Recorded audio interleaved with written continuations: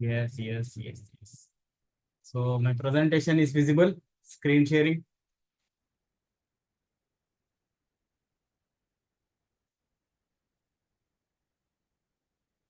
Yeah.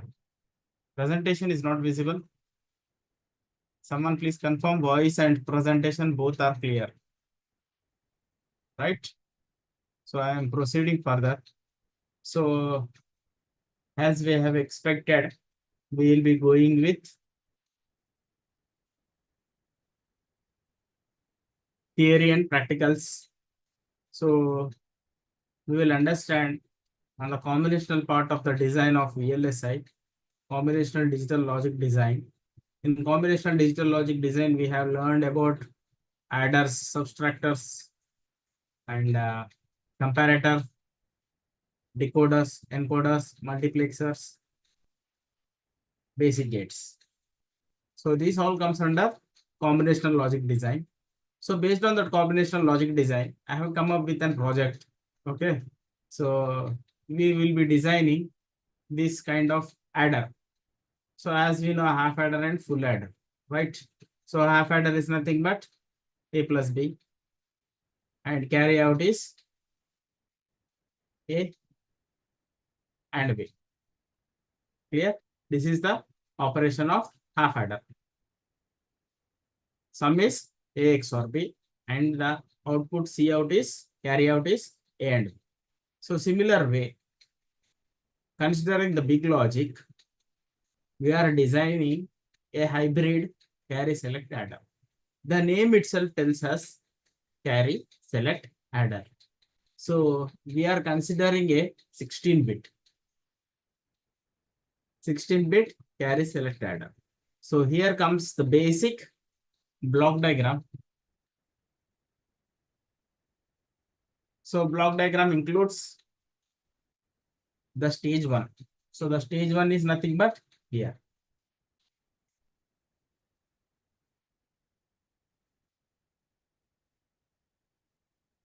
This is called stage 1.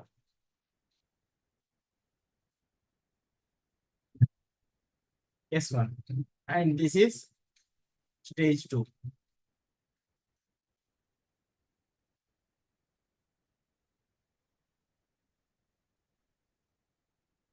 And this is stage 3.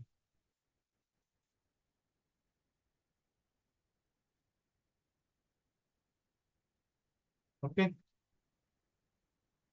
So as an initial fresher logic design engineer, okay, VLSI part, we need to design a carry select adder. In carry select adder, we have a block diagram. Based on the block diagram, we have a architectural block diagram. The architectural block diagram describes in detail about 16-bit carry select adder. So the above diagram is a conventional carry select adder. So why it is conventional, I'll be making you understand. So ripple carry adder, RCA. Okay. So combining in the stage 1, 1, 2, 3, 4. 4 ripple carry adders. Okay. I am making a stage 1. And using 3 ripple carry adders, I am making stage 2. And coming out the sum from the mux based on the carry select pin. So what are the inputs we have to give for a ripple carry adder? Ripple carry adder is of, each one is of 4 bits.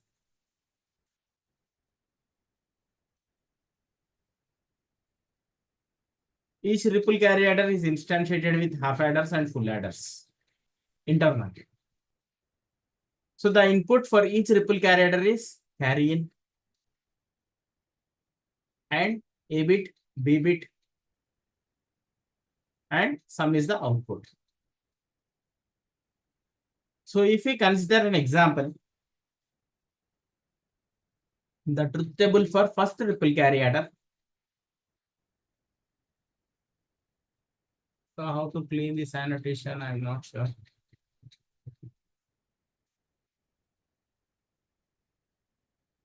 Okay.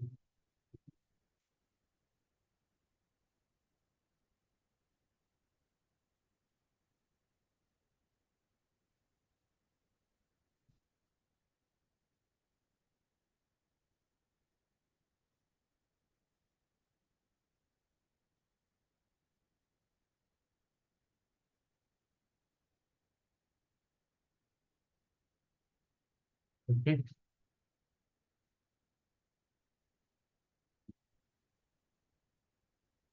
This is my triple carry adder. R, C, A. So what is the output?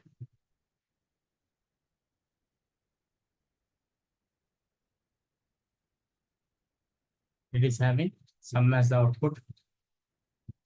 Sum is of 3 bits and carry in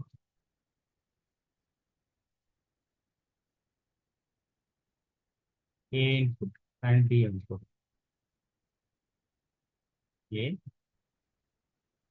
B, same sum.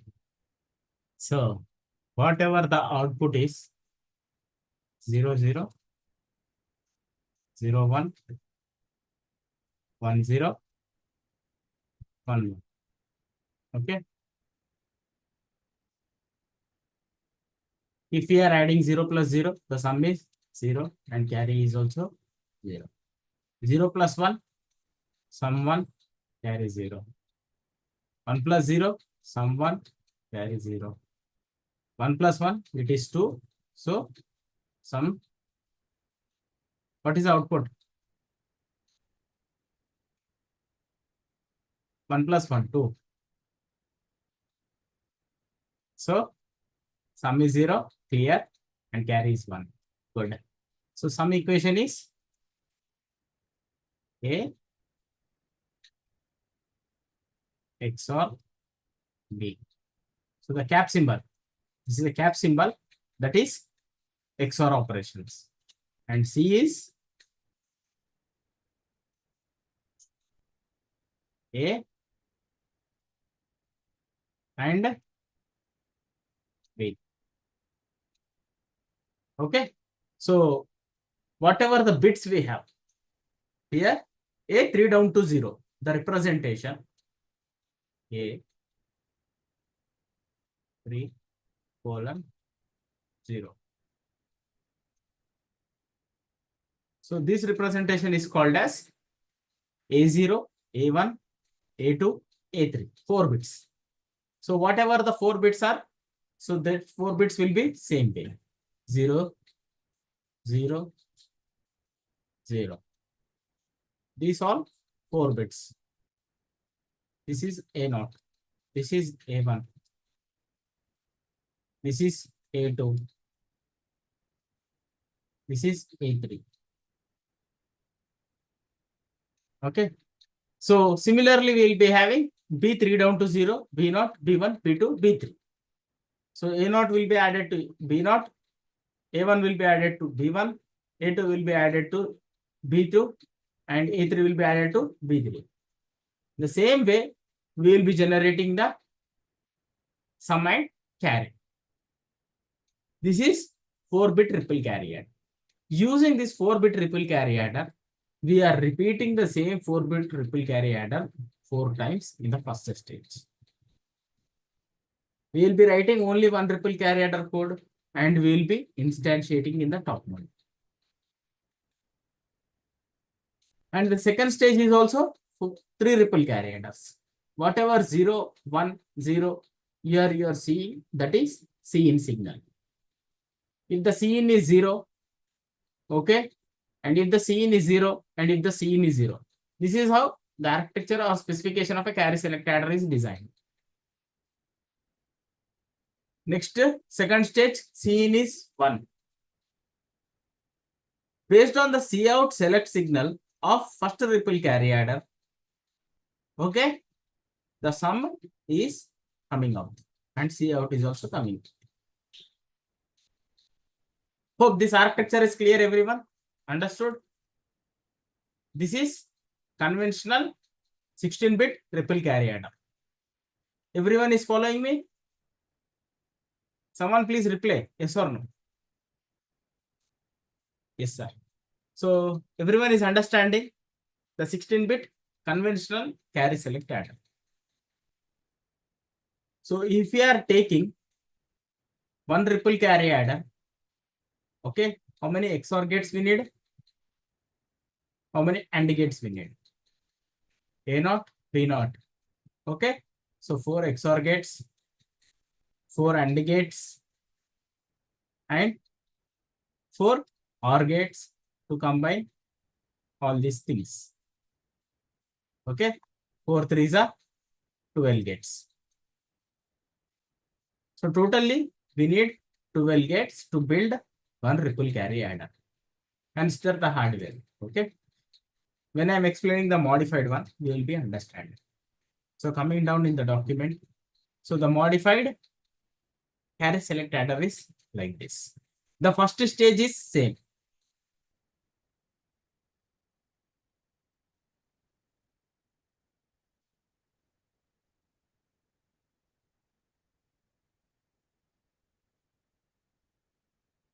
Stage 1 is same. We have 4 ripple carry adders. And the second stage, we have modified with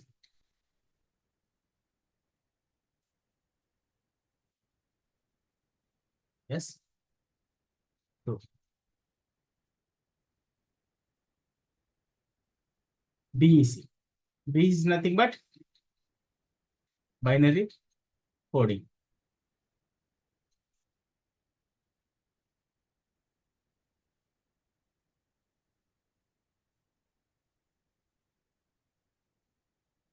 Compare the hardware.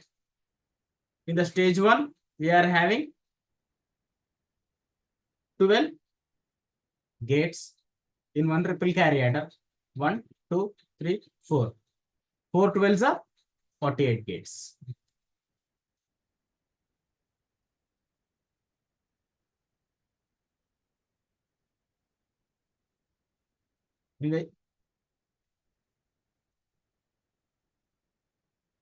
In the above diagram, we have 48 gates here. And 12 threes are 36. 48 plus 12.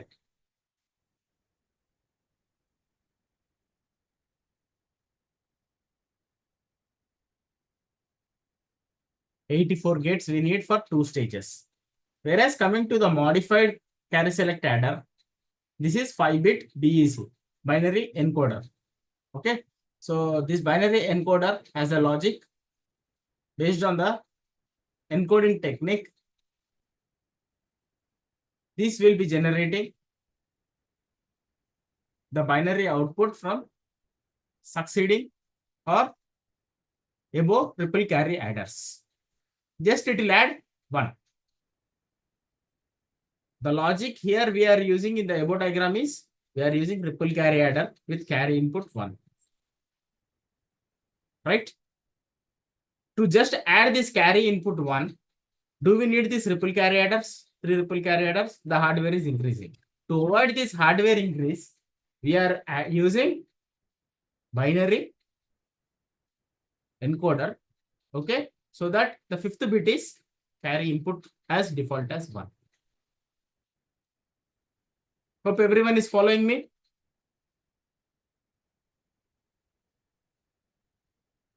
So here we require one half adder, one OR gate.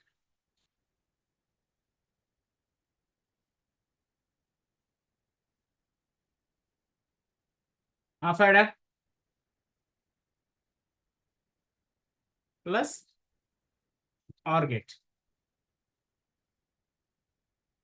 Half adder as XOR.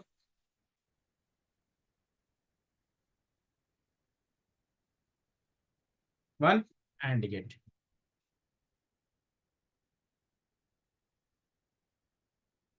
And plus one XOR gate. One OR gate, sorry. So total we need 3 gates here. 3 threes are 9 gates. Here we have 48 gates. Here we have 9 gates. And this is multiplexer. What is a multiplexer? How many bits multiplexer it is? Each one is of 4:1 multiplexer.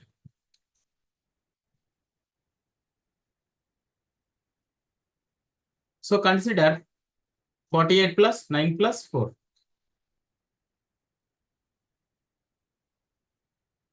84 plus 4 is the old one. So total we need 88 gates in the previous one. Okay. So now 48 plus 9 plus 4, 61.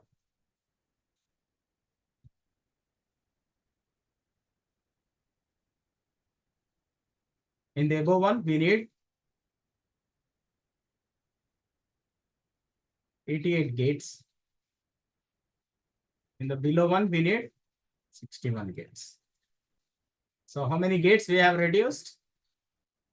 27 gates.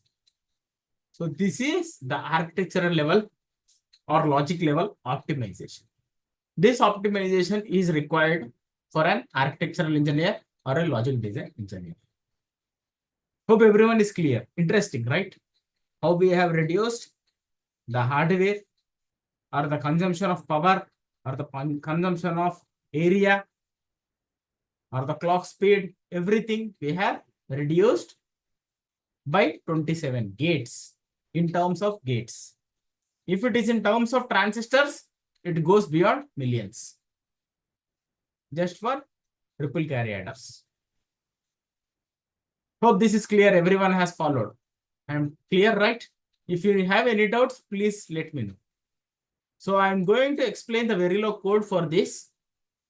And using an open source EDA playground, we are going to simulate the Verilog code and we'll observe few timing results. I'll give you 1-2 minutes to analyze the both block diagrams.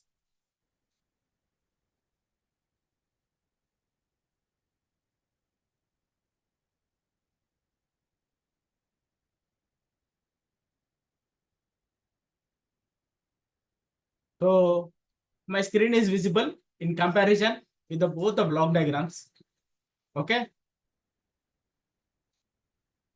So try to analyze yourself individually, how it is looking and what are the different changes we have made.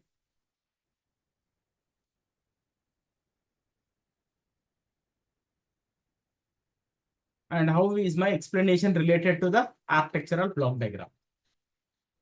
Coming to the conventional carry select adder, coming to the modified carry select adder. Krishna Sravani, so please once again explain.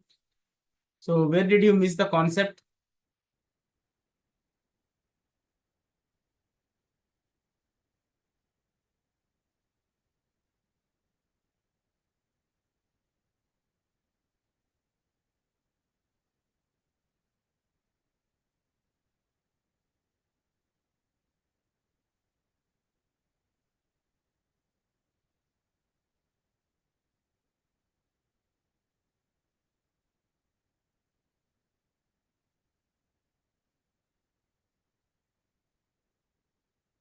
So the conventional carry select adder has three stages.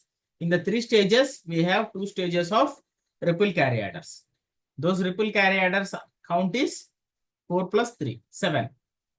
Okay, which is consuming amount of 84 basic gates. Okay, and coming to modified carry select adder, we have 3 stages, but the logic is compressed to second stage. In the second stage, instead of using 3 ripple carry adders, we are using binary encoders. So in the conventional block diagram, if we see the carry input signal is 1, okay. In the modified carry select adder diagram, if you see, there is 5-bit BEC.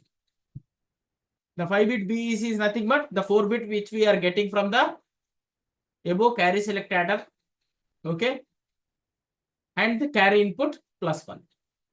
That is BEC functionality. And remaining all the hardware is same. 4 ripple carry adders in the first stage, and in the second stage 3 binary encoders, and in the third stage we have 3 multiplexers, 4:1 multiplexers. Using this in the conventional, we have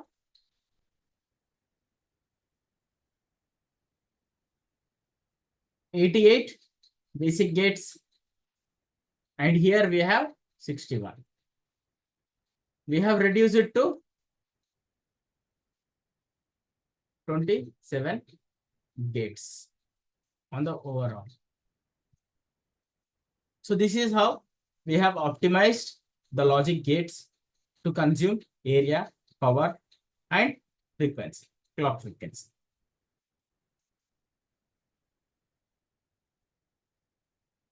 Siddheshwar, that's what I am explaining. Why RCA in the second stage is replaced with BEC. In the second stage, in the left side diagram, if you see, the carry select pin is 1. So for the 4-bit, we need to add 1.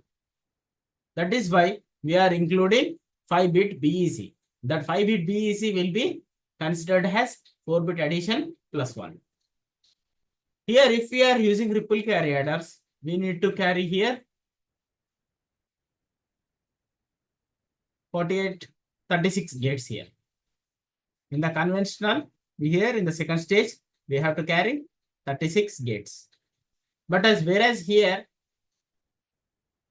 okay, we need to carry how many gates? 5-bit BEC. 1 half adder, 1 OR gate. Nothing but 1 XOR gate, 1 AND gate, and 1 OR gate. 3 3s are 9. So here we are carrying second stage 9 gates. We are reducing the hardware by 4 times. 9 4s are 36. So this is the main optimization technique where logic design engineers follow in digital design when it is coming to a digital design. In circuit level, they'll be thinking a different way, okay, based on the performance, whether they need to increase the circuit or decrease the circuit or reduce the number of transistors. There it is a transistor level. So here it is gate level. This is how I explained clear. Shravani, Siddheshwar.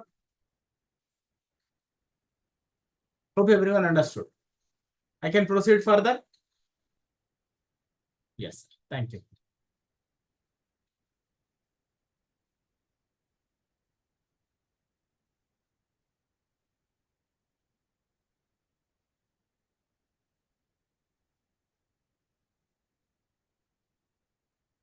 Before directly going to the EDA playground,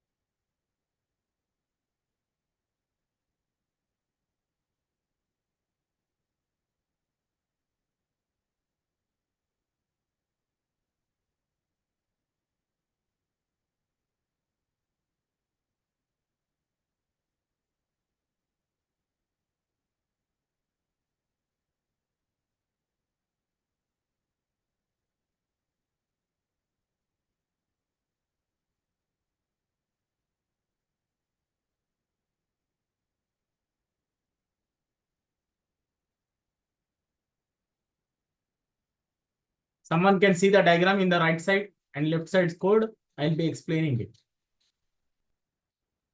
Is it clear?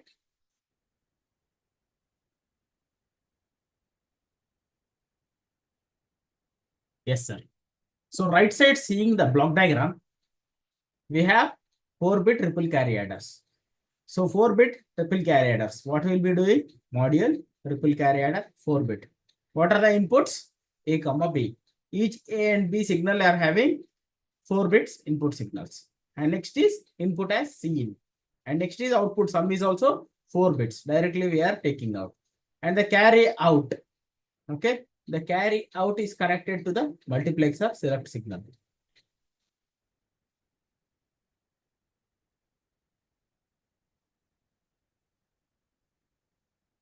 The carry out from the first ripple carry adder is connected to the multiplexer select signal. Hope everyone is clear with this. Next. So Each and every ripple carry adder is having 4-bit full adders. So what I am doing? Full adder.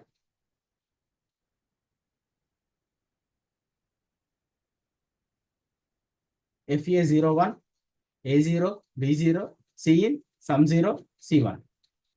C1 is nothing but this is the C1.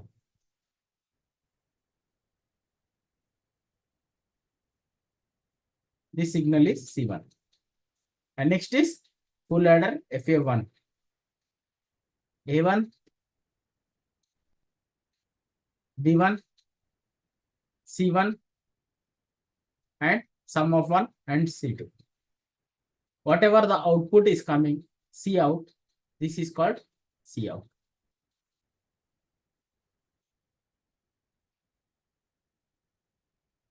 The combination of C1, C2, C3. Clear? The 4-bit ripple carry adder is having 4 full adders to add 4 bits.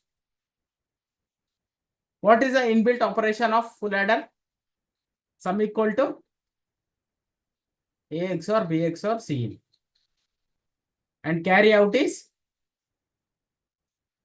what is the function of carry out? AB plus BC plus CA. C is nothing but carry. Okay. This is the functionality of full adder.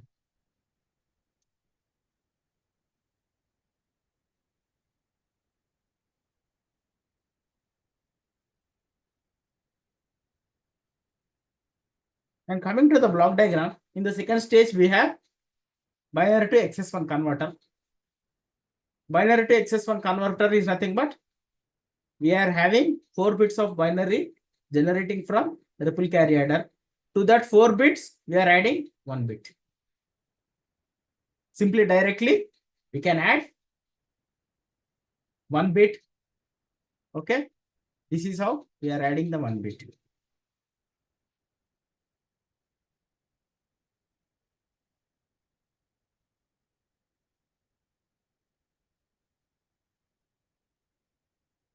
Binary to XS1 converter. So the 4 bits which are coming out from the ripple carry adder, we are giving it to binary to XS1 converter. For that XS1 converter, we are adding 1 bit directly. That is C input.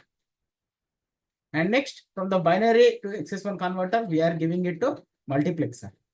And the multiplexer select signal is coming from C out of the first ripple carry adder. So this is how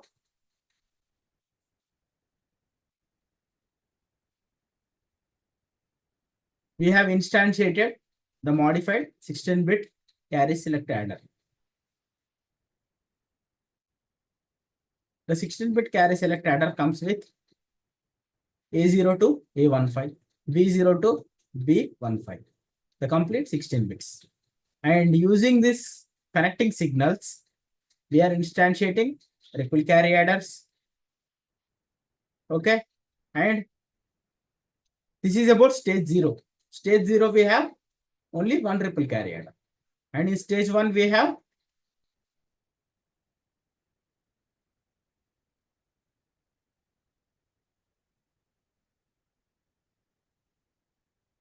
ripple carry adder, BEC, and 2:1 Blackbucks multiplexer. Clear? And in stage 2, same repetition, ripple carry adder, BEC, multiplexer. And in stage 3, ripple carry adder, BEC, and multiplexer. And last, C out. End module. Hope this is clear, everyone. The coding part, how we have written the code, how we have instantiated. Instantiation is nothing but calling the other module into the main program. That is called instantiation. In half adder and in full adder, we have seen an example instantiation of two half adders with one OR gate. Similarly, in this ripple carry adder, we have four stages. The four stages, the first stage is having only one ripple carry adder, and the second stage is having ripple carry adder, DEC, and multiplexer. And in the third stage, ripple carry adder, DEC, multiplexer, and Cout. And to connect these signals, we are using as wires.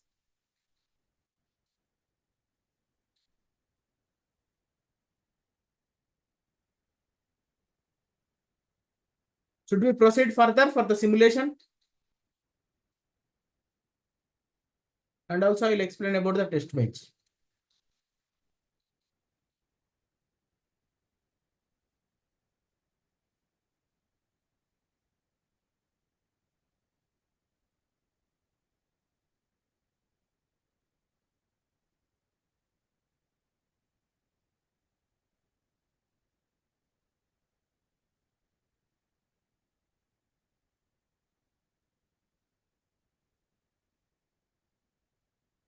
So the test bench, here I am calling it as registers.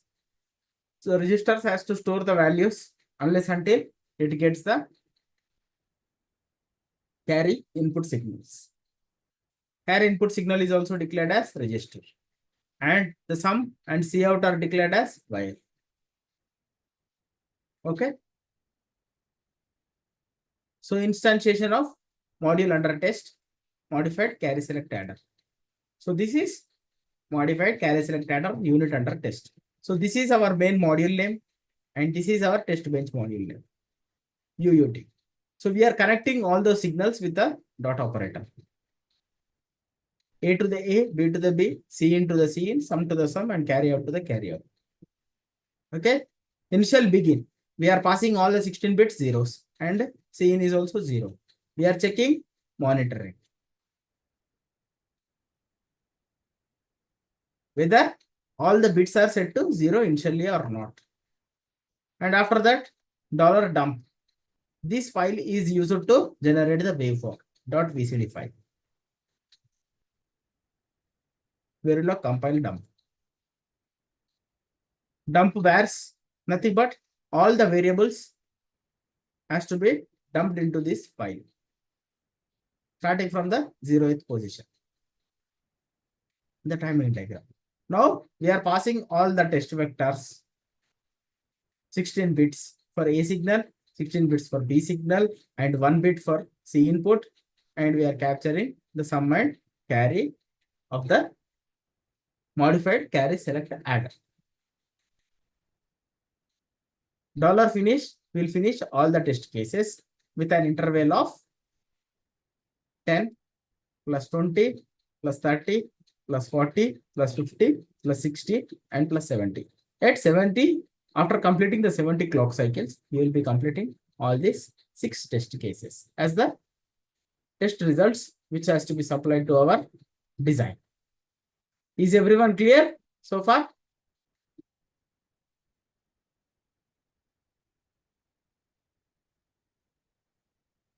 Understood everyone? Right. So next I am going to the free open source EDA tools. So EDA playground.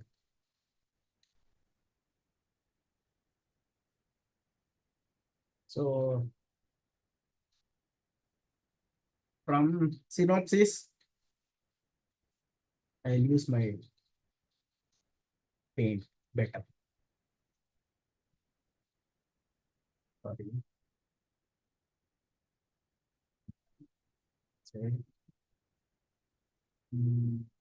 Text. Yes. Text from synopsis. We have VCS as the tool, Verilog compile simulator, and from Cadence, we have IUS, X-ray. IUS is also called as iron, I think.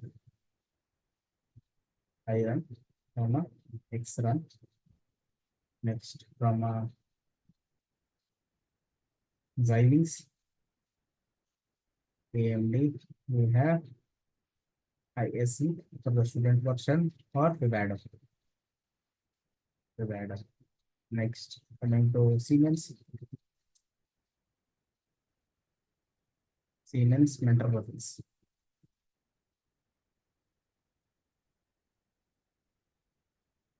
Siemens mentor graphics, we have model sim.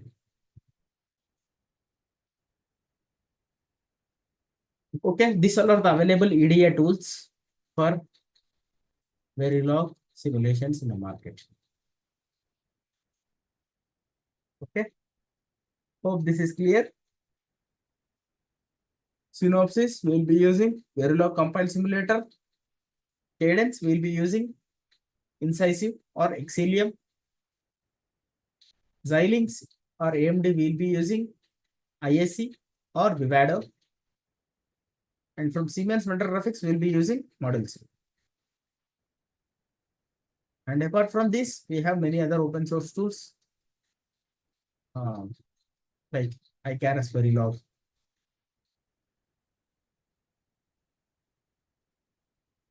Okay. So one among the top open sources EDA Playground. Generally from 2020s, everyone is using EDA Playground for front-end simulations like Verilog, system Verilog, verification, and all those things. So what I'll be doing is I'll be writing my design on the right side box. So first of all, to get into this EDA Playground, we need to register. So here for me directly it got access. EDA Playground. Once you open this EDA Playground, okay, it will be asking you to log in. But here I am getting it directly as I am logging in the first tab. If I take incognito, okay, EDA Playground. Okay. So here if we click, so initially if you want to write a code, it will be asking you to create the login. So you can log in using Google, Facebook, or you can give your corporate email ID, or you can give your student email ID for the login. Next, after that, you will be derived to this workspace. In this workspace, you can write your design dot code, or you can upload your code from the local computer. Okay, so I have pasted all my codes here.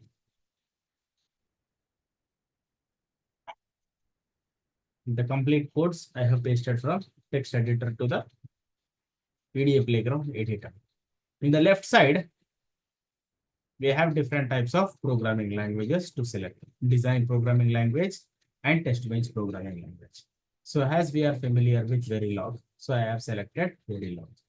So Verilog will have .v or .asv file extension. .sv is nothing but system Verilog and .v is nothing but Verilog extension. So as I'm not using any verification methodology, okay, I'm not selecting any verification methodology. It is none. I'm not including any library. But coming to the tools and simulators, we have different varieties of tools and simulators. So as I have registered with my university account, okay, IIT Hyderabad. So I am able to get the licensed tools from Siemens, Aldec, Cadence, Synopsys. Okay, so if you are using your personal accounts, you will be getting the free simulators. Free simulators you can proceed with iCaras Verilog. So as you are interested to learn the commercial tools, okay, so I am selecting Cadence Xcelium. Okay. So next is run options. In that run options, I'm selecting about tools and simulators, compile options, and open EP waveform after run. EP waveform is nothing but the timing diagram after compiling and simulating my Verilog code. After saving, okay, my design is saved. In the top left corner, there is a design save button. After saving, I need to click run. So it will take 1-2 minutes or very less time to run. So here you can see the timing diagram. So the timing diagram tells us we are passing all 16 bits, zero values for A and B initially. And after some clock amount of time, we are passing the values. Whereas A is 0, B is 1, and A plus B is sum is 1, and carry out is 0, and carry in is 0. Clear? In the first initial case, the carry is 0, carry in. Okay. Everyone is following me. Everyone is able to understand. Okay. So when the A input is 0, B input is 1, and carry input is 1. This is nothing but in the second stage. Then we get carry output as 1 and sum as 0. So this is how the timing diagram continuously runs based on the clock period or the clock type, whatever we are giving here.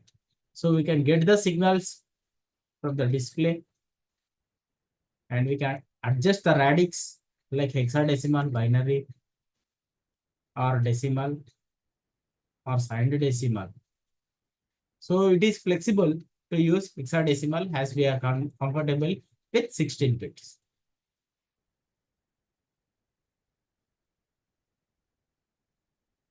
Yes, Himaja, you can.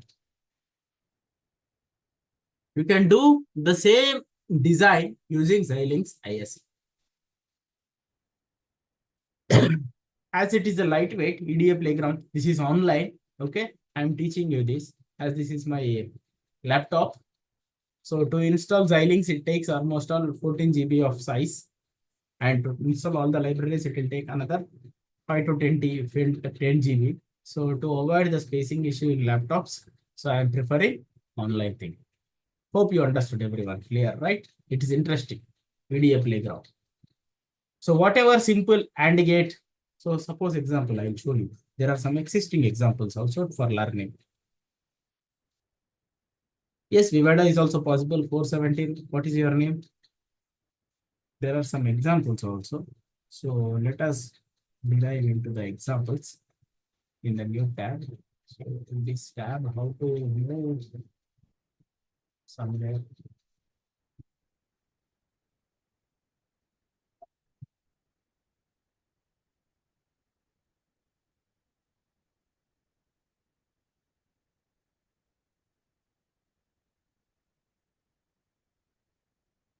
Okay. So coming to the examples.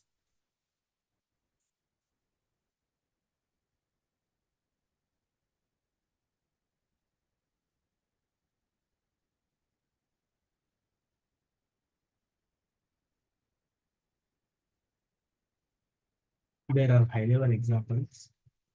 So simply we'll understand about the D flip-flop. Is this software shows layout or schematic diagram?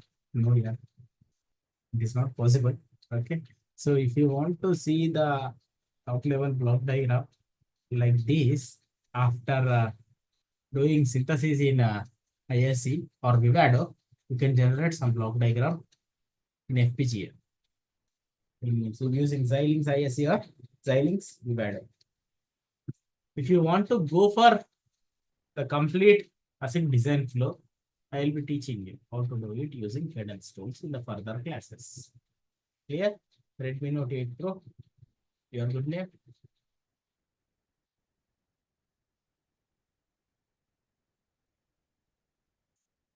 So here Sadik. Sadik, did I answer your question?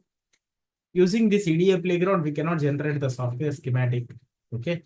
But what we can do is using Xilinx Vivado or Xilinx ISE. If you synthesize the code, there are some buttons left side similar like this. If you do synthesize, you can generate similar block diagram like this to a mapped technology in FPGA.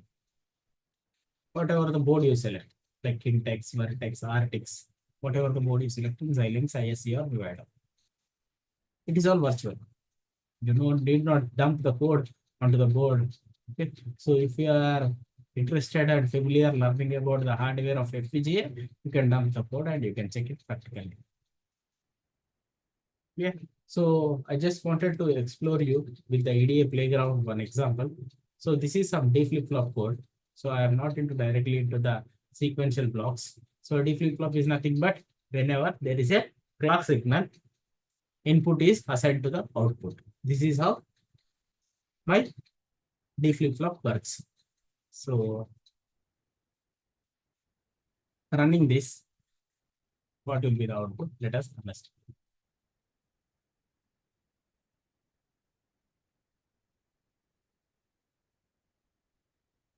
So I'm using a different simulator here.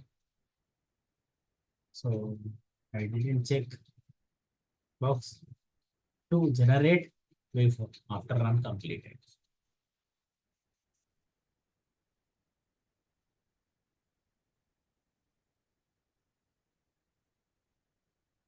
See, for every positive edge of the clock, okay, here the clock is 0, but here the clock is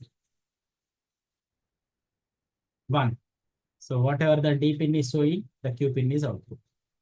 QB is nothing but the negation of Q. When the reset is 0, when the reset is high, there is no output, even though D signal is high. This is the basic functionality of a D flip-flop. Okay, clear? Everyone is with me? Everyone is able to follow, understand how to use EDA playground, how to write Verilog code, logic design. So who are interested in Verilog logic design, they can go in this tree. And who are interested in writing test benches and learning about system Verilog and system Verilog verification methodologies, they can use system Verilog methodologies. Please tell me the process again, Vinita. So here, sir, you can please say again how to run the code. So you have written your design code here in the right box, and the test bench you have written here. Okay.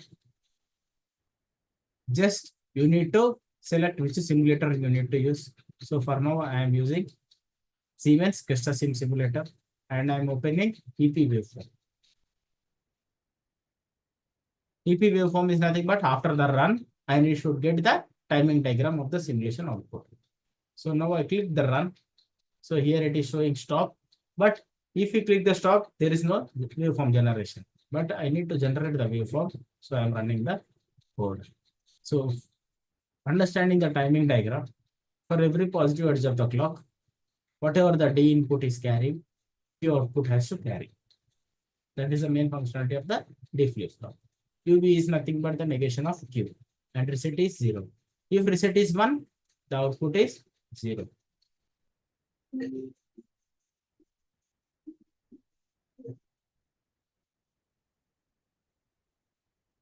Give me a minute, please. Some call is coming.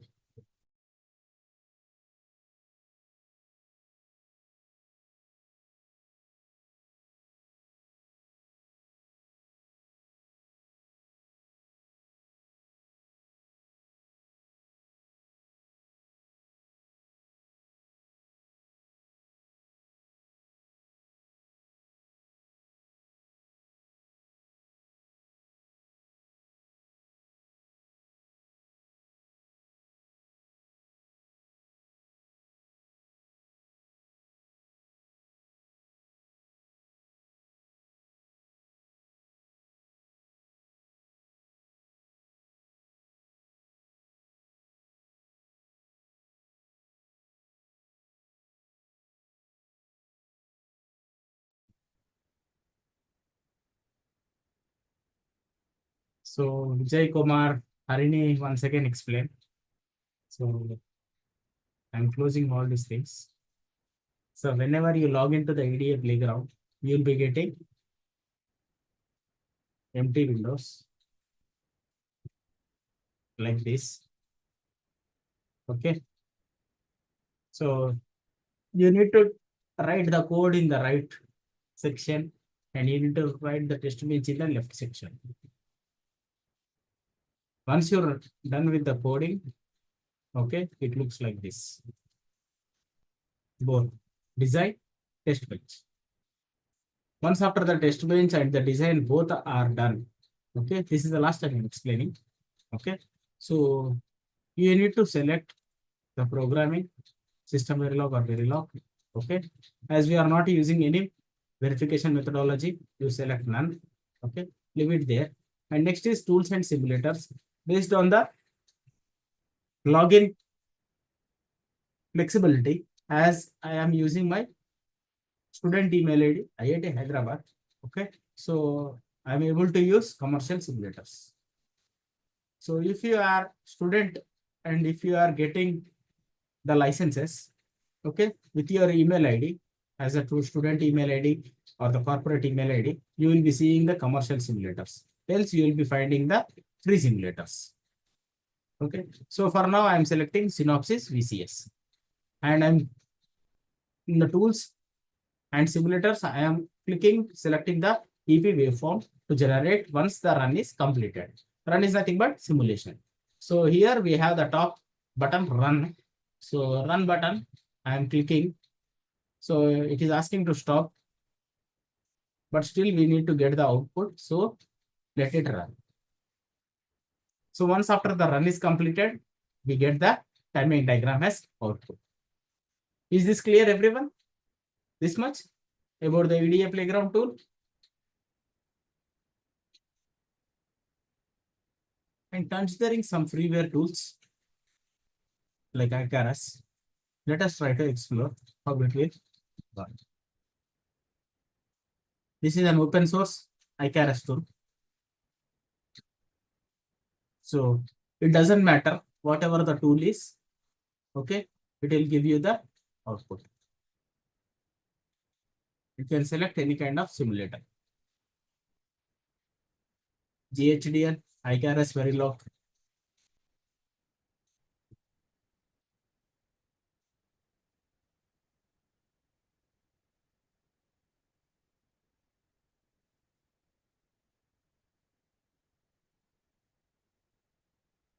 So proceeding further, using this EDA playground, my intern Tarun will be assigning you some assignments, how to do the coding part and how to generate the test bench or how to design a test bench and how to run the simulation and how to capture the output results. They will be giving you an assignment. Okay. If you are clear now, we will proceed further with the next topics. For 1 minute, I am taking a break to take a glass of water. Please kindly allow.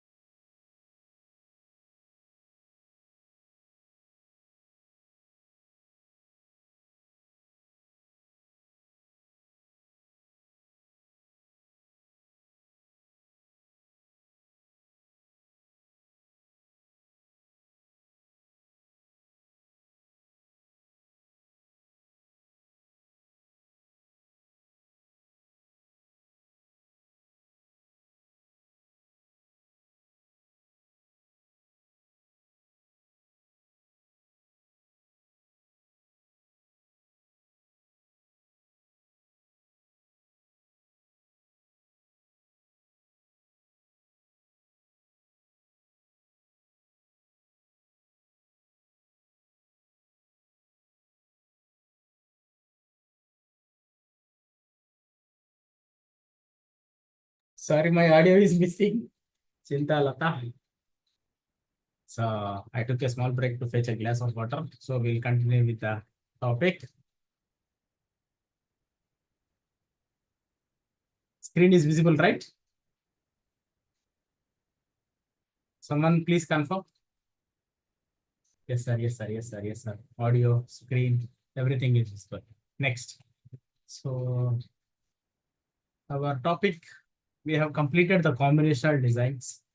And one example of combinational design project like carry select adder, we have completed it. Now deriving into next level is sequential logic design. So as we have said, the combinational logic design is nothing but it is a combination of inputs and outputs. Whatever we give the inputs based on the functionality, the outputs will be coming. That is what X is the inputs and Z is the output, which is a function of X. Function of X is nothing but the logic inside the combinational circuit.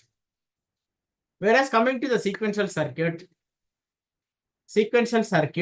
is a mix of combinational circuit with one memory element. Okay, we have X inputs.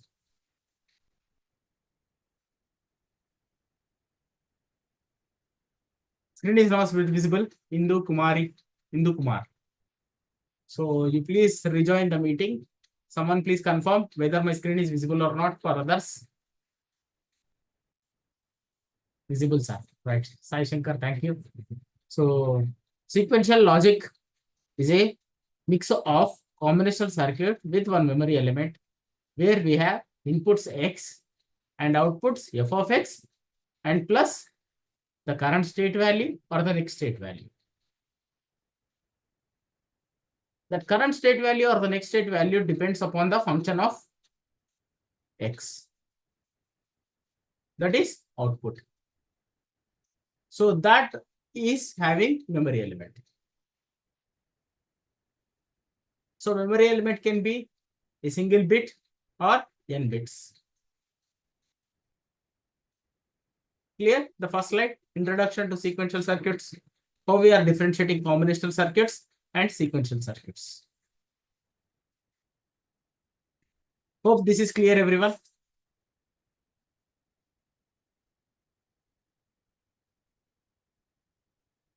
Proceeding further, there are two types of sequential circuits. What are the two types of sequential circuits? Finite state machines. In computer terms, we call it as algorithms.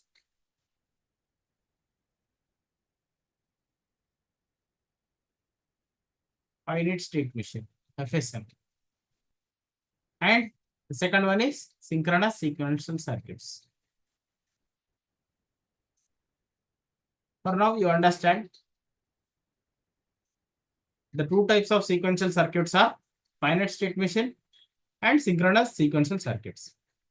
FSM are designed to have a limited number of states and are typically used to implement state machine and control systems. So I have start. And using this, I have to go to the next state. NS1, next state 1.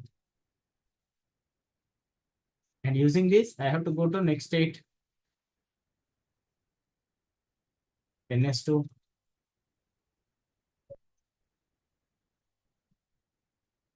And if that is completed, I have to put an end.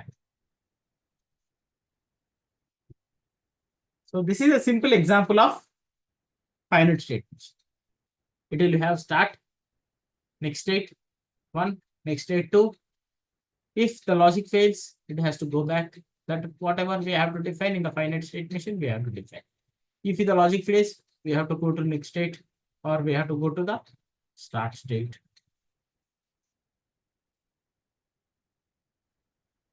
If the end logic fails, either we have to go to the start state, the complete FSM fails, or we have to go to the next state, or we have to go to the initial state. This is how the finite state machine looks like. This is an example, generic. Okay.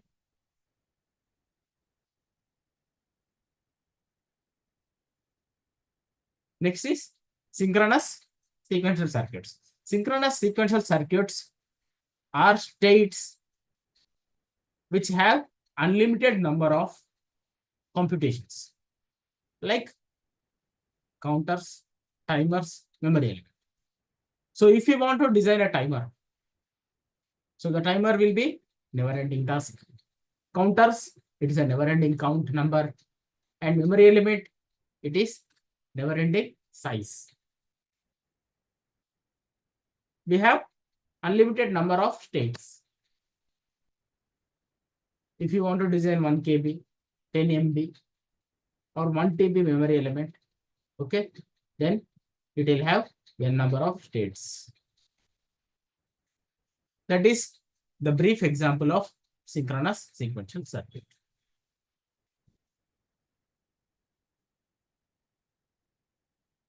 Sequential circuit produces an output based on current input and previous output variable. That's what we have discussed. It will depend on the current state, f of x, and the previous output. That is the main advantage of sequential logic design. Clear everyone so far? I can move further. Someone please confirm. Yes, sir.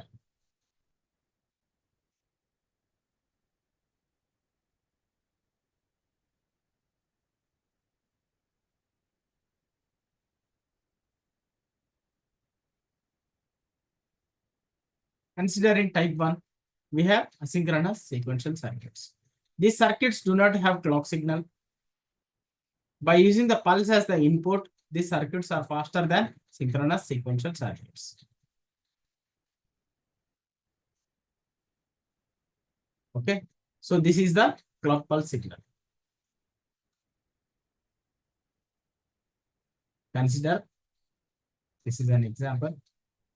This is a SQ circuit, sequential circuit, which has inputs. This has clock signal, which is pulse.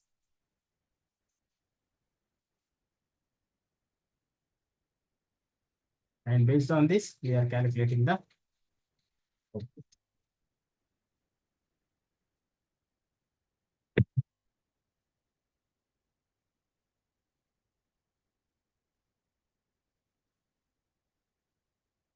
Based on this pulse signal, the input is combination of f of x and the output is generated. That is in asynchronous sequential circuits. There we have limited amount of states. Whereas synchronous, we have unlimited states.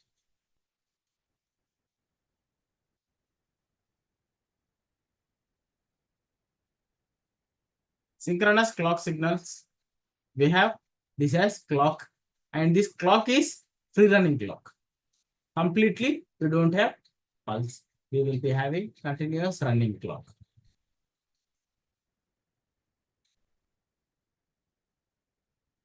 The clock pulse which we are providing here. Based on this clock pulse, based on the inputs and the previous outputs, the logic is calculated and it is given as the output.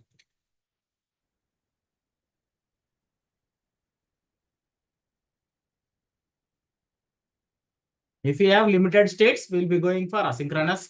If we have unlimited states, we'll be going for the synchronous. This is how we have to remember, basically.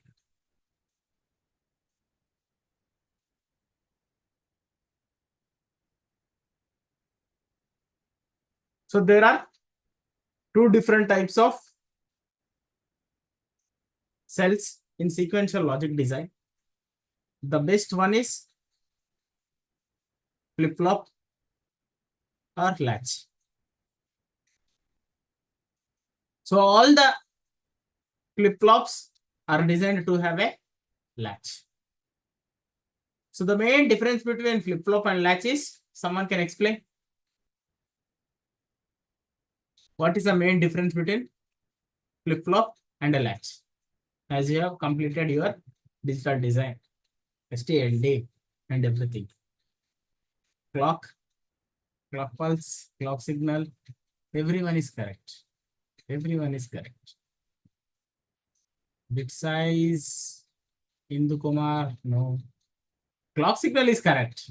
But how this clock signal is used in latches and how this clock signal is used in flip-flops. Yes, exactly. Pujita, edge triggered and level triggered. You are attending my class. Parshita, Vijay Durga, everyone is understanding the concept, but whether they are unable to differentiate whether it is a latch or a flip-flop. So I will be drawing a simple gate.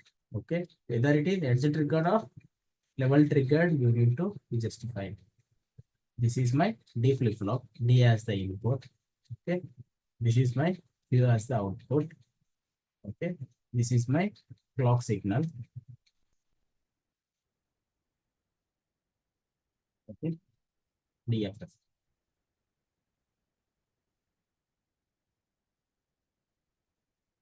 Is this a flip-flop or latch? Someone please comment in the chat. By seeing this symbol, okay, is it a flip-flop or a latch?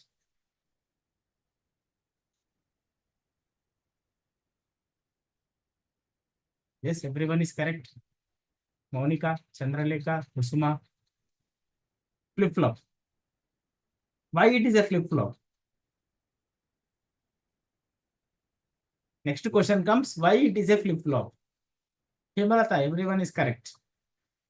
So the given diagram depends on the clock signal given. Yeah, the clock signal is correct and edge triggered. Okay. How we will be identifying this as a flip-flop? Edge triggered, level triggered, everything is good.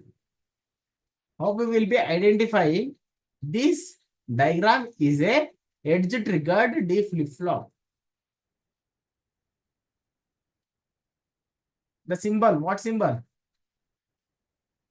Sadik, कौन सा symbol? Exactly. Someone has to identify the symbol, the clock symbol. This is notch. The notch symbol, okay, whatever we are using like this. This is edge triggered. If the symbol is like this, it is negative edge triggered. If it is like this, it is positive edge triggered. If it is a latch, it will directly have the clock pin, D pin, and Q pin. D, C, Q. There is no edge pin like greater than symbol. This is not there in latch. So then this is called as level triggered latch or level triggered flip-flop also we can call. Latch or level triggered flip-flop. So what are the different types of electronic digital circuits we have? That are SR, D flip-flop, JK, and T. Clear so far, everyone? Right.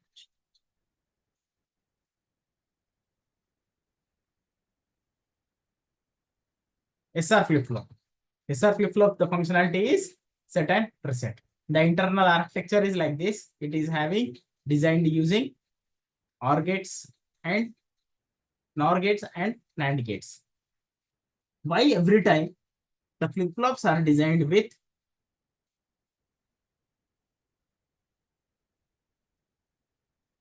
NOR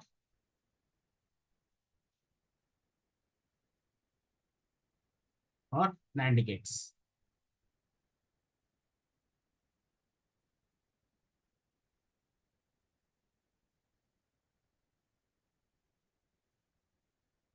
Because they are universal gates. Puchita, you are intelligent. Yes, yes. Sharon Reddy, 417, Kusuma. Yes. So, because they are universal gate. Lakshmi, thank you. All the designs in digital logic, if we synthesize, the most of the designs we will be seeing inverters, NOR gates, and NAND gates. NOR gates and NAND gates are called as universal gates because any logic design can be designed using NOR gates and NAND gates, whether it is multiplexer, flip-flop, or any finite state machine or anything. Using the combinational circuits, NOR gates and NAND gates, we can design the logic. So only they are called as universal gates. So coming to SR, okay, this is a level triggered latch. Okay, so set and reset.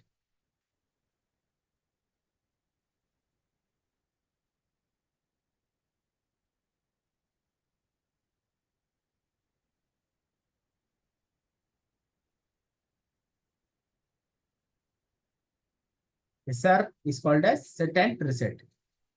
So the truth table comes SR 00, 01, 10, 11. So based on the previous state, okay, and based on the current state, the SR will work as latch level triggered. The S input sets to the output 1, while the R input resets the output to 0. This is how SR works. Clear? Set is S is for set and R is for reset. And based on the level triggered, J3, please do not explain all together at a time. So some people might be intelligent and some people might be not known this logics, the previous, what is happening inside the flip-flop. Just they will be having a Blackbucks and we are passing S and R signals and we are capturing Q and Q naught outputs based on the clock signals. So what is happening is using this truth table. So when we pass the values, okay, S pin will be setting the output to 1. Okay, and the R pin will reset it to 0. As we are seeing,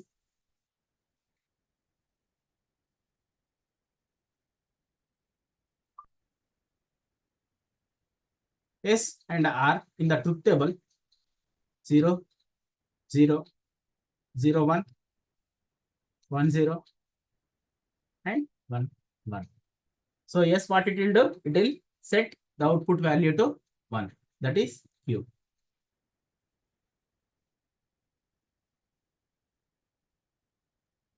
And R value will be resetting the output value to 0. So there is no change.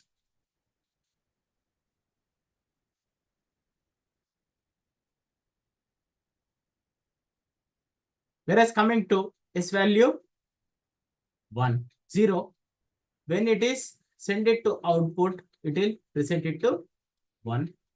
But already the reset value is 0. So it will set to 0. So what it is happening? It is resetting.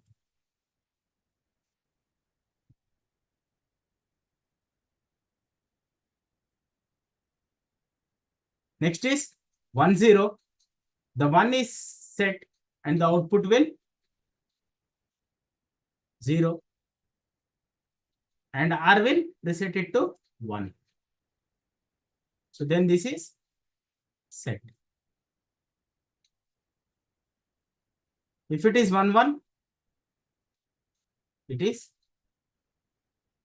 1, 1. So what will be the S output? It will reset it to 0. And what will be the 0? It will reset it to 1. So we are unable to determine between reset and the output.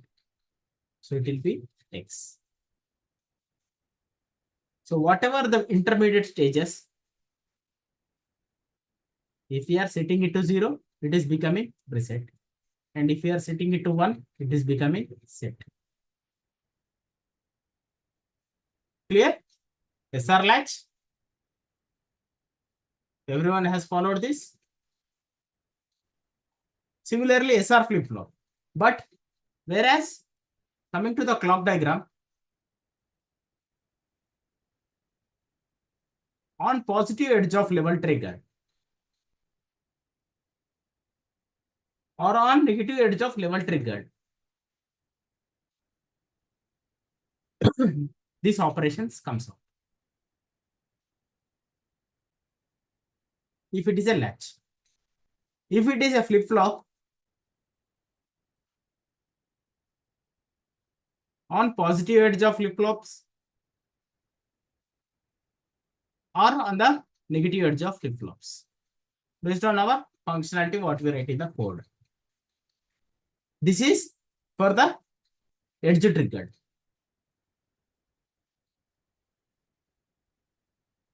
Clear everyone so far? Sadiq?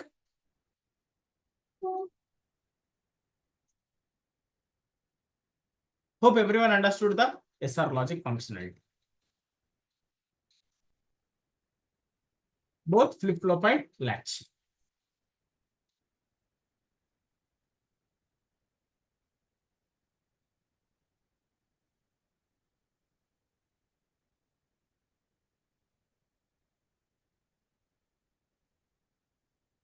Clear? This is flip-flop.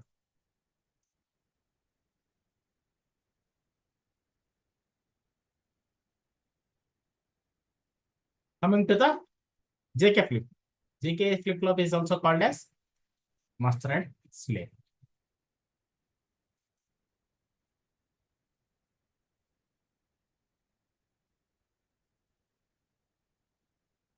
So coming to the truth table,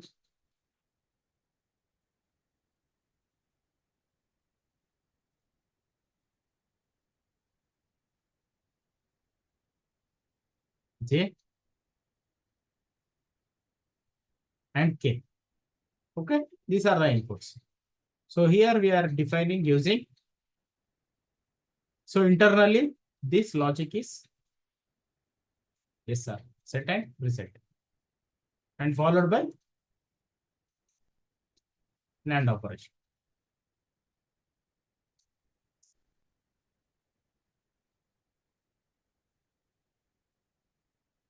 So the equation comes like this.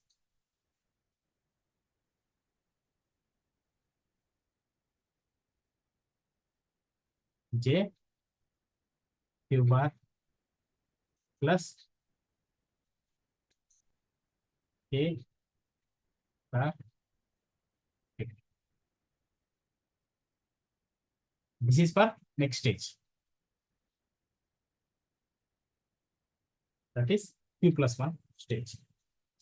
Q is the current state and Q plus 1 is the next state.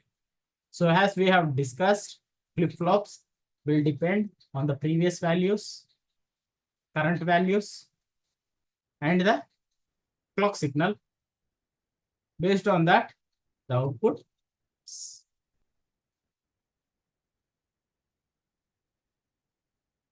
So if it is 0, 0, there is no change in the state. And if it is 0, 1, there is no change in the state. And how these values are calculated? Based on the logic gates of NAND. So set and reset, and based on the NAND operation. Hope this is clear.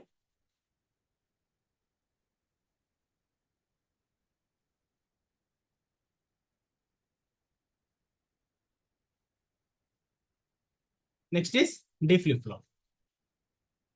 D flip-flop is nothing but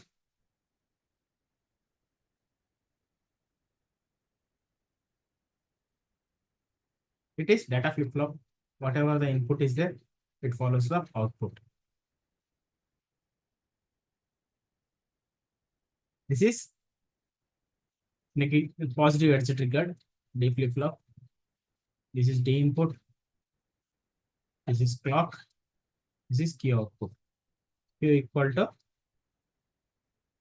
D on positive edge of clocks.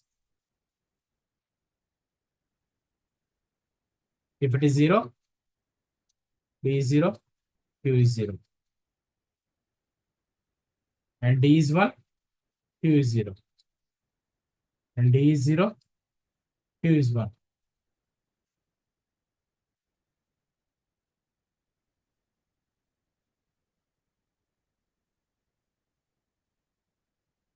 Clear?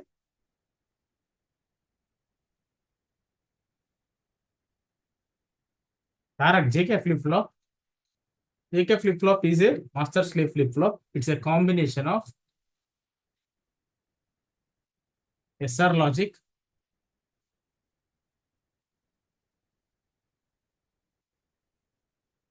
set reset logic with NAND operation.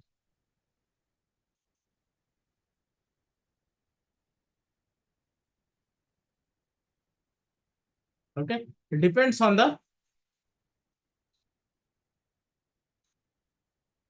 current state and previous state.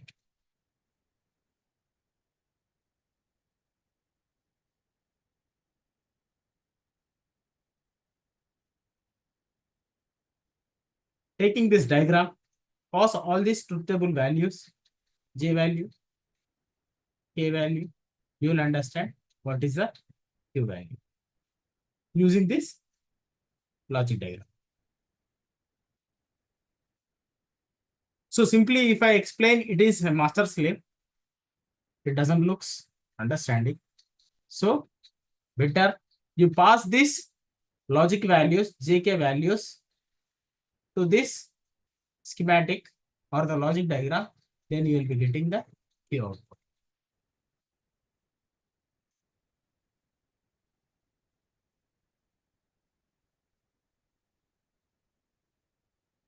Next is T flip-flop. T flip-flop is nothing but toggle.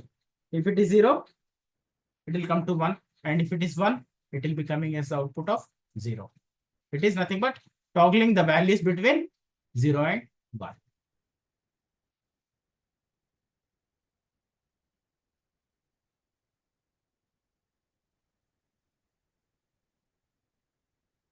So this is how the excitation tables. So excitation tables mainly is used for the calculations or the conversions of flip-flops to flip-flops or some other logics. Okay. So the main elements of digital logic design are flip-flops, counters,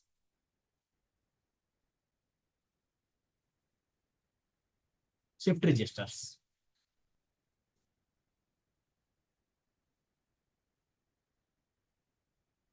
Okay. So what is a counter? Counter is nothing but it counts the values from 0, 1, 2, 3, 4. This is sequence counter. If we want to do some random counting, then it has to count in a different way. Either it can be up counter or down counter. And as we have, based on the clock, it will count the values. So the clock signal is important here. So if we are supplying the counter with the clock signal, whether it is a synchronous or asynchronous. If it is synchronous, it will go for unlimited. If it is asynchronous, how many clock pulses you are giving, that many clock pulses it will count. Either it is up counter or down counter, or it is a random counter. Hope you followed, Bhavani.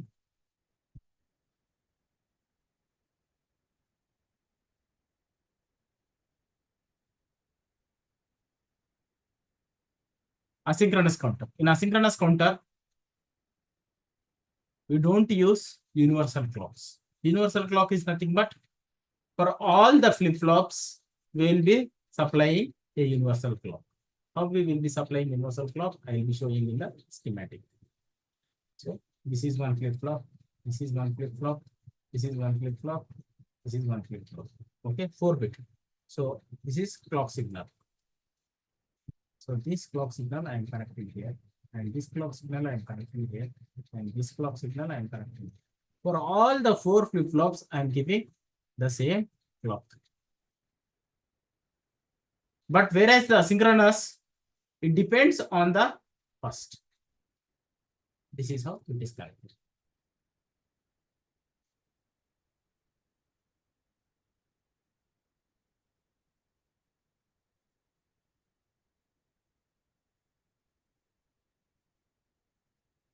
Everything is edge triggered.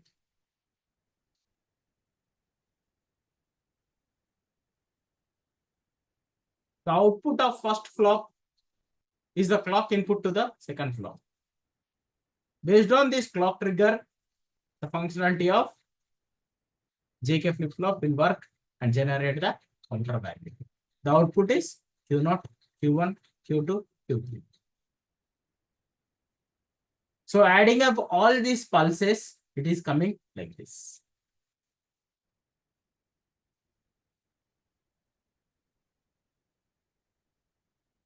In this duration, it has to count how many pulses?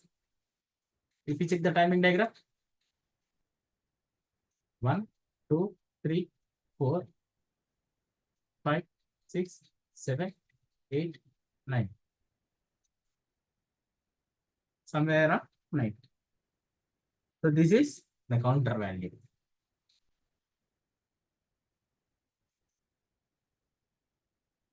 Hope everyone followed me. Whatever the Q3 output we are getting, the width of the Q3 output clock, we are counting the number of clock pulses that which we have supplied. Clear?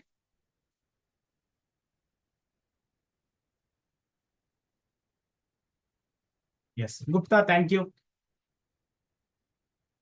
Hope only one person understood.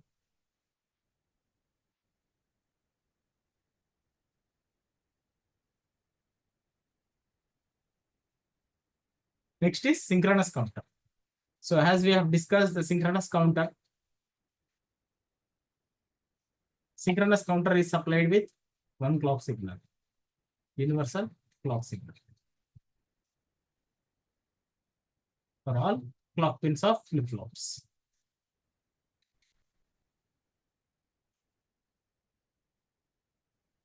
Here also we are counting the same pulses.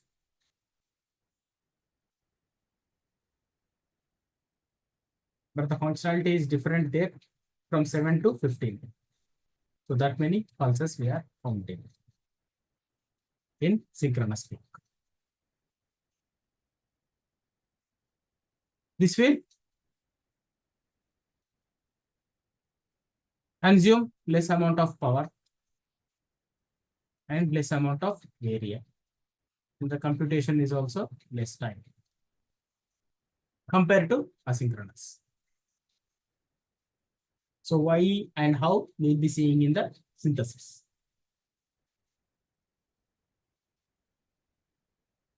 Clear?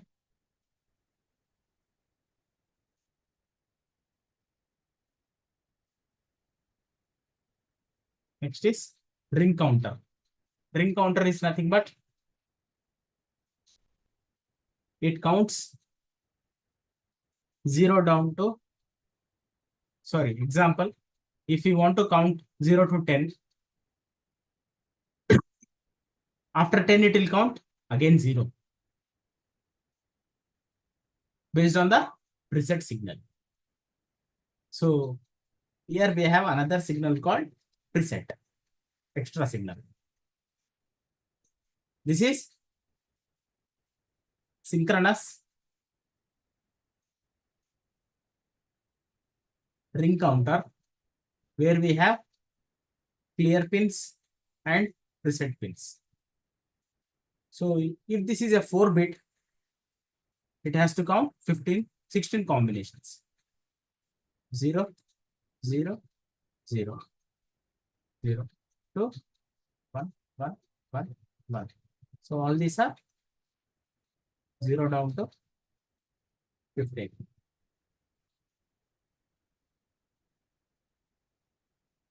So 16 combinations. Once I press the preset button here, then it will start the counting from 0. So that we have to write in the code. After n clock cycles, I have to preset my first clock cycle, first flip flop, and generate the initial value to 000. And when we start this circuit, apart from the first flip flop, all the flip flops are having clear pins that should not have any junk or buffer data. Hope the circuit and the schematic is clear, right? Ring counter. So my assistant will be giving you the assignments based on the up counter, down counter, ring counter with Verilog code, and you need to show the simulation diagram. You need to show the timing diagram. You need to show the truth table also. Okay, based on my explanations. Hope everyone is clear so far. Understood?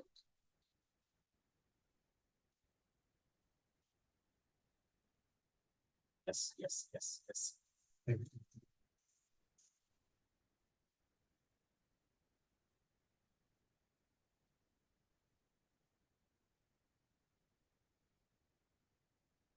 Next is shift registers. So as we have seen, left shift, right shift. Left shift is multiplication and right shift is division. So the shift operators are used just to shift the values, either multiplication or division. The same way we are building the hardware logic using shift registers. The shift registers are of different types. And what are those types? Let us look into the next slides. That is like serial input, serial output shift registers.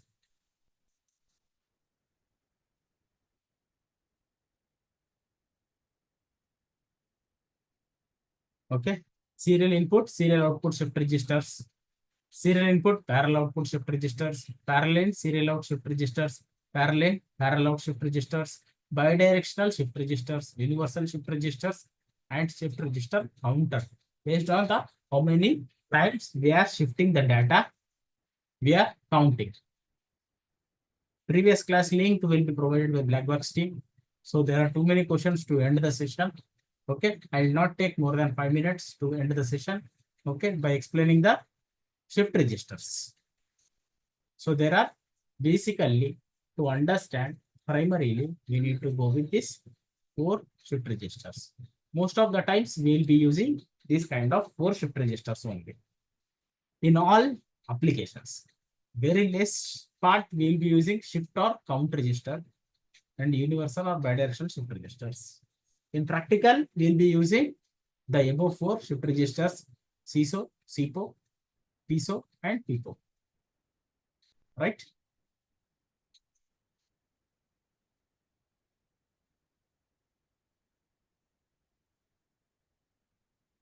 Serial in, parallel out, serial in, serial out shift register. This is. So taking the D flip flops. Okay. So what I am trying to do, I am shifting serial data input to the serial data output. What I am transferring? 1 0 1 0. 1 0 1 0. So 4 bits data. Whatever the data I transfer in the serial input, the serial output has to come in the 4 clock cycles. Whatever the clock time it is taking is 4 clock cycles. It has to shift all the 4 clock pulses to transfer the data in serial. Here it consumes more amount of clock and more amount of energy and power. Next is serial input, parallel output shift register. Here we are giving 4 clock pulses but we are capturing only in one clock pulse the output. Serially parallel output. This is how the logic design engineer has to think about the digital components. In 4 clock pulses, we are shifting the data, but in the 4th clock cycle, as the output, we are taking in one.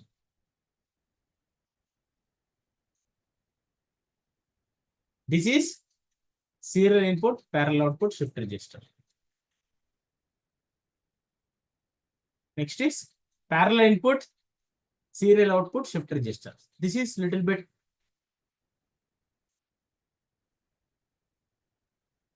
parallel in, serial out, shift register. This is little bit typical based on the architecture part of the logic what we have. So this is some combinational part we have added to make it is parallel computation. Parallel in, serial out, shift registers. So we are in one clock cycle, we are giving all the parallel 4 inputs and computing and transferring in the last clock cycle as the serial output as 4 bits. Parallel in, serial out, shift register. Based on the user application, what shift registers he has to use is noted here. So if he wants to connect 4 peripherals, peripheral 1, peripheral 2, peripheral 3, peripheral 4. 4 peripherals and capture all the 4 peripherals data in one clock cycle as the serial. Then he will be using parallel in, serial out, shift register. These kind of shift registers are used in UART,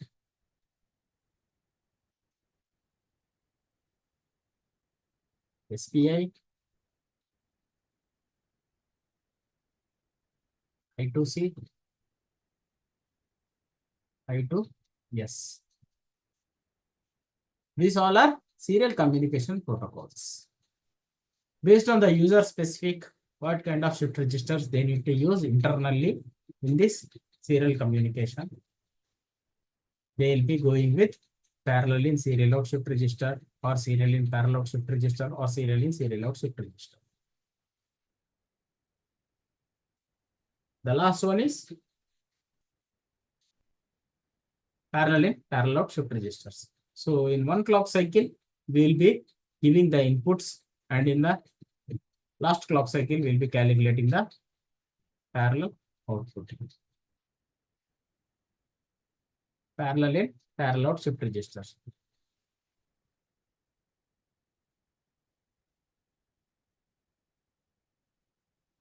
Simply we call it as feed and pull out shift register. So in one clock cycle, we'll be feeding all the flip-flops. In another clock cycle, we'll be getting the output. That is load and store concept. Parallel in, parallel out, shift register. Clear? Hope everyone understood. Sequential logic design. So PIPO is nothing but parallel in, parallel out, shift registers. The usage is like this when we want to shift the data.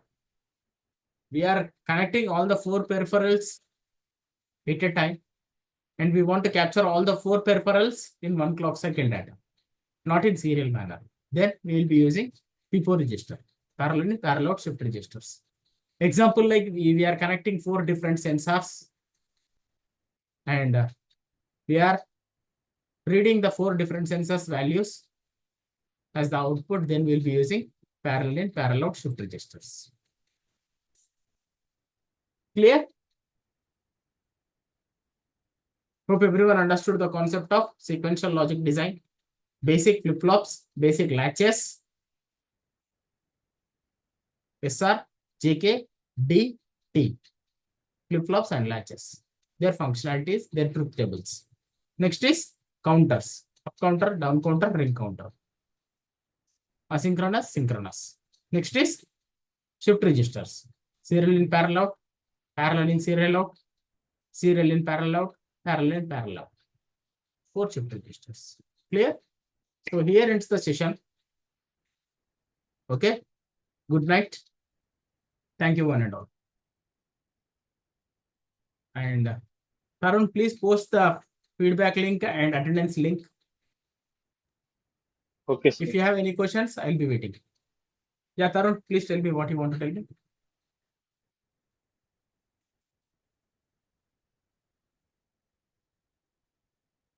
Hello, Tarun. Hello, sir.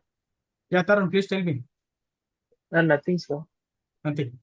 Share the attendance link and feedback link. If they have Yes, any sir, I questions, shared I'll them. be waiting for another 2 minutes. Okay. Else we'll close the session. That's all fine, right?